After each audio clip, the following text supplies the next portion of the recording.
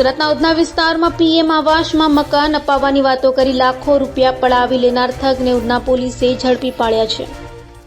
ઉધના 3 રસ્તા પાસે આવેલી વસી કોલોનીમાં પતરાની ઓફિસ બનાવી બેસતા ઠગે શ્રમજીવી લોકોને પ્રધાનમંત્રી આવાસમાં મકાન આપવાના સપના બતાવીને 79 લોકો પાસેથી 12.60 લાખની રકમ પડાવી લીધી હતી. આ અંગે ઉધના પોલીસ મથકમાં થયેલી અરજીના આધારે પોલીસે 62 વર્ષીય પંચાનન પ્રધાનની ફરિયાદ લઈ ઠગ એવા ઉપેન્દ્ર હરિઓમની ધરપકડ કરી છે. આરોપી રૂપિયા લઈ સુરત છોડી ભાગી ગયો હતો, જો કે હાલમાં ફરી સુરત આવતા તેને ઝડપી પાડવામાં આવ્યો છે. હાલ ઉધના પોલીસે ઠગની વધુ પૂછપરછ હાથ ધરી છે. પોલીસ સ્ટેશનમાં 5 ઓગસ્ટના રાત્રે 22:45 વાગે એક ગુનો દાખલ થયેલ છે. આ ગુનાના જે ફરિયાદી છે એ પંચાનંદ મહાદેવ પ્રધાન, જે ગંજામ જિલ્લા ઓરિસ્સાના વતની છે અને હાલ સુરત કોસાડાવાસ ખાતે રહે છે.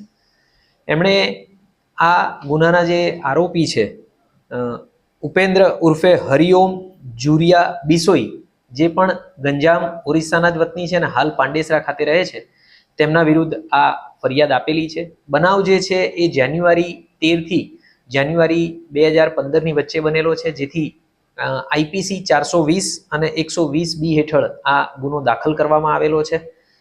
બનાવ એ રીતનો છે કે જે ફરિયાદી છે એમને આ આરોપી ઉપેન્દ્ર પ્રધાનમંત્રી આવાસ યોજનામાં ઘર અપાવશે એવી લાલચ આપી અને એમની પાસેથી પૈસા લીધેલા હતા જાન્યુઆરી 13માં.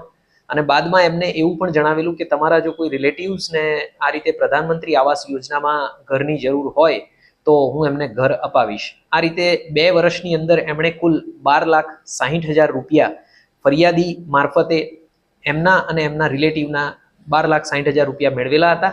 ત્યારબાદ મકાન અપાવી ન શક્યા અને વાયદા કરતા હતા. કોઈ પણ પ્રકારનું આ બાબતેની રસીદ આપેલી નહોતી, કોઈ ફોર્મ ભરાવેલા નહોતા, જેથી ફરિયાદીને શક પડતા એમણે અને એમના રિલેટિવ્સે રૂપિયાની ઉઘરાણી ચાલુ કરી. એટલે બાદમાં 2021માં આ બાબતની અરજી આપવામાં આવી. અરજીના સંદર્ભે જ્યારે આરોપીને બોલાવવામાં આવ્યો ત્યારે એણે 6 માસની અંદર આ રૂપિયા પરત કરી દેવાનું વચન આપ્યું લેખિતમાં, અને બાદમાં પણ રૂપિયા ન પરત કરતા ફરિયાદીની ફરિયાદના આધારે આ ગુનો રજીસ્ટર કરવામાં આવેલો છે.